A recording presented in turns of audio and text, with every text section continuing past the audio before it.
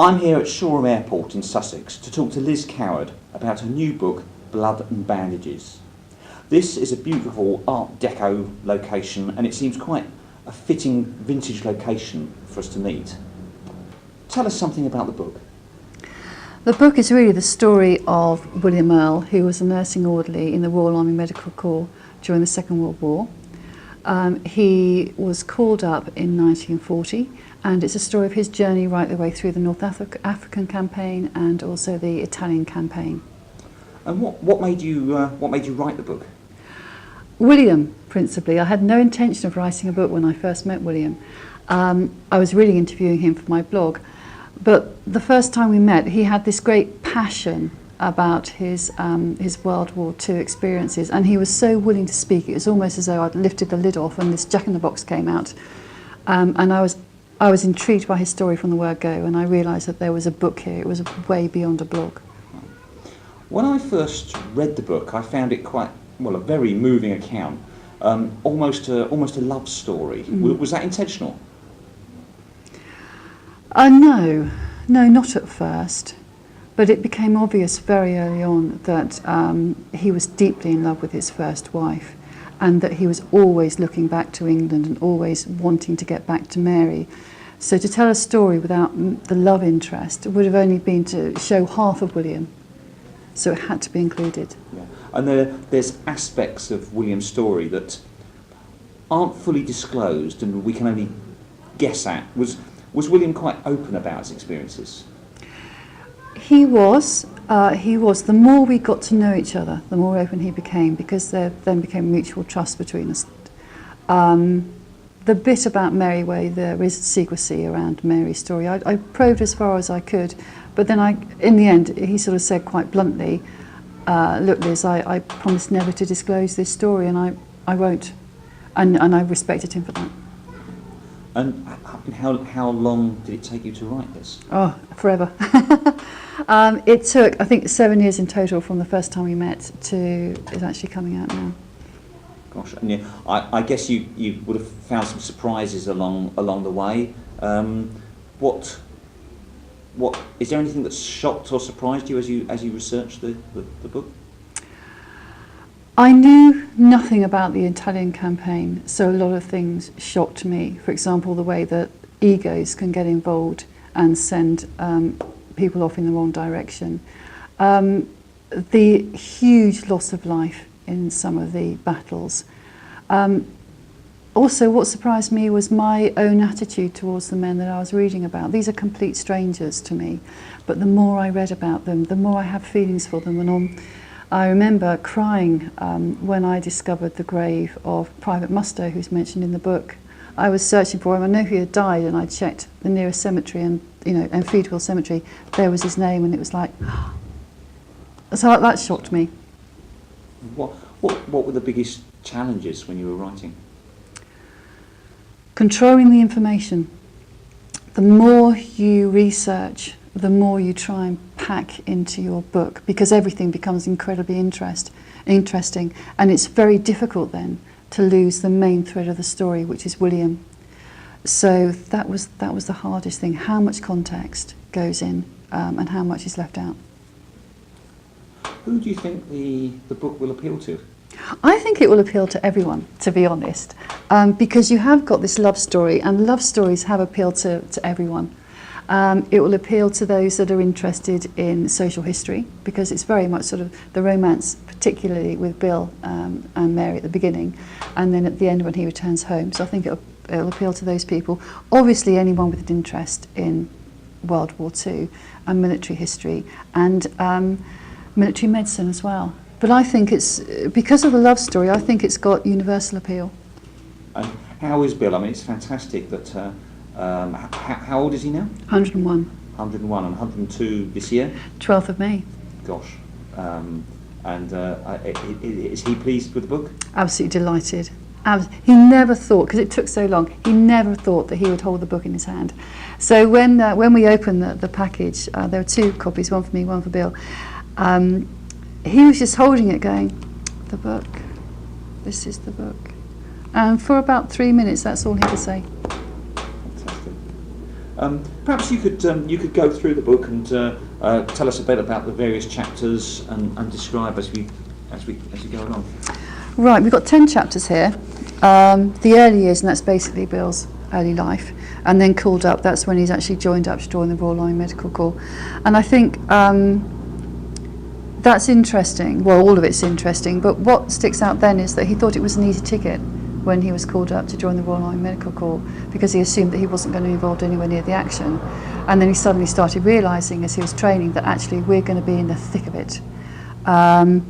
Then the third chapter, William and Frank. Frank became William's best friend. William was an only child.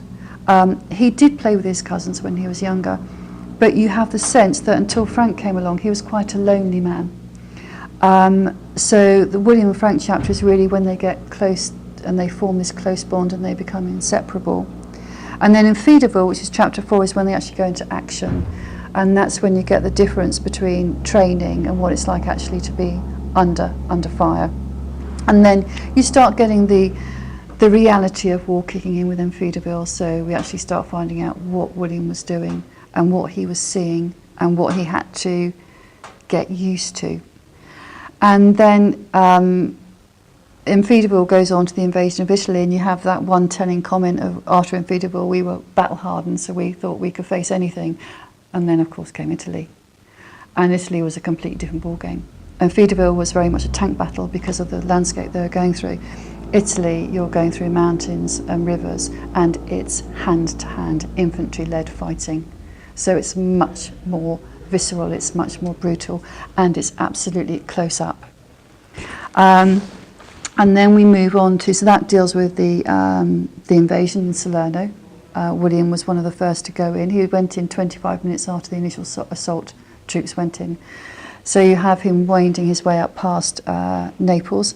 And then we get to chapter 6, which is a turning point in the book, where his great friend Frank is captured on a disastrous night mission. He was due to go out with Frank, but he had an attack of shingles. So he was in a state of virtual collapse before the mission, and you obviously can't have a man that's, isn't putting his weight in the mission. So he was replaced by another man, and the mission went out, and William was sent back to recover. And a few days later he found out that the mission had been a complete disaster. Of the 12 men that went out there, 6 were killed and 6 were captured. Frank was amongst the captured, and his replacement was amongst the 6 killed. And that was a body blow to him. He doesn't use the word nervous breakdown, he wouldn't use that, but I'm reading between the lines. And the fact that his senior officers decided that, although he had almost recovered, he had to be taken way back behind the lines to Sorrento to recover further. You can read between the lines there. So, but that's the turning point. And then, within days of him coming back after recovering at Sorrento, and he's still mourning the loss, of Frank disappearing off to a prisoner of war camp. Within days of his return, they're off to Anzio. And Anzio itself was one of the worst battles, I think, of the entire Second World War. Certainly, one American said that any man that had fought at Anzio had it seared in his brain like a blowtorch.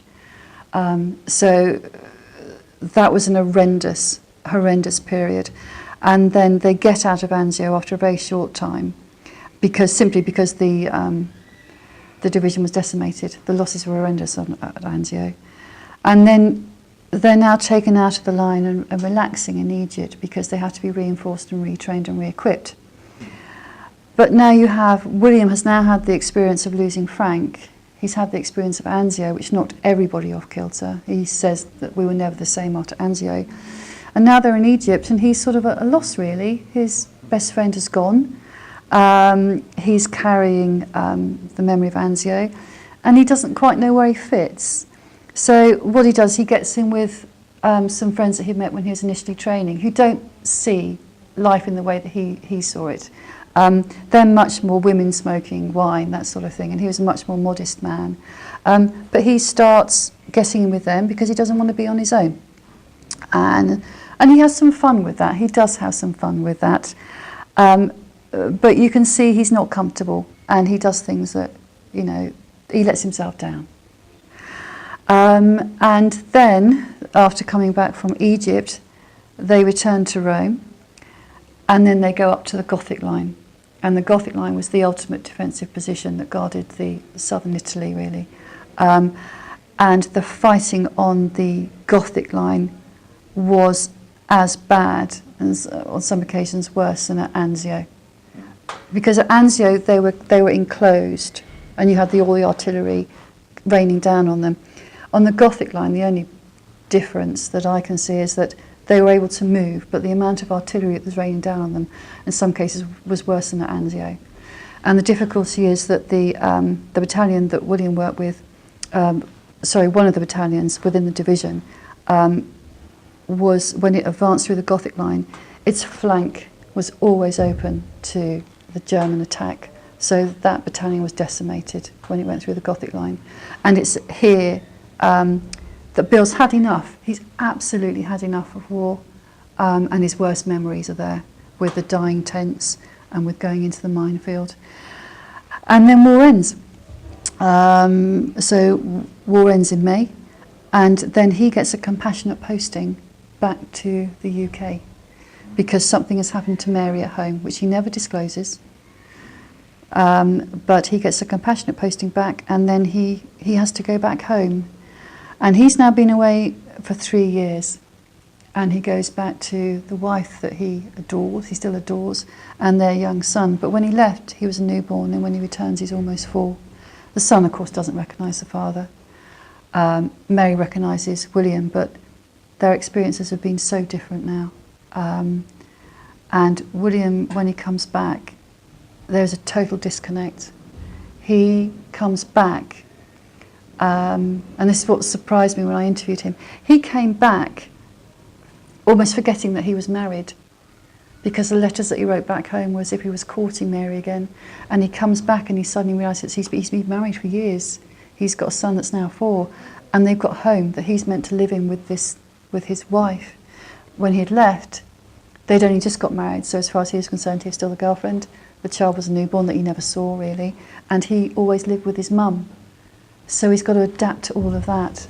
And what they do, very wisely, is they both talk briefly about the war, and then they draw a line under it.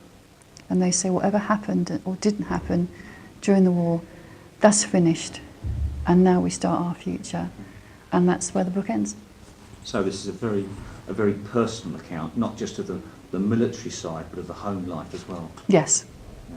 And it also isn't just William, it's his field ambulance, it's his sister field ambulance, it's the Black Cats, the 56th London Division as well. We often see biographies of, dare I say it, more important people in wartime, and I think it's nice to see an account from someone who was, I think, fairly near the bottom. I think it's fair to say. Yeah. Yeah, he was a private. He never rose above being a private. And the book's illustrated throughout. Yes, yeah, very nicely illustrated.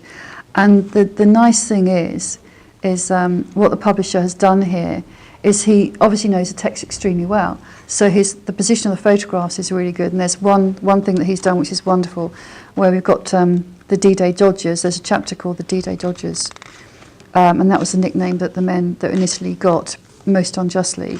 The accusation being that they were dodging D-Day by taking so long in Italy. And we've actually put the words of the D-Day Dodger, and what the publisher has done is he's actually taken photographs, or got photographs of the actual conditions in Italy, which show what it's like and how different it is from the words of the song. But yes, illustrations throughout. Fantastic. And the book's going to be available from April? Yes, it's being launched in April, and we're very excited about it. Well, thank you very much. Pleasure.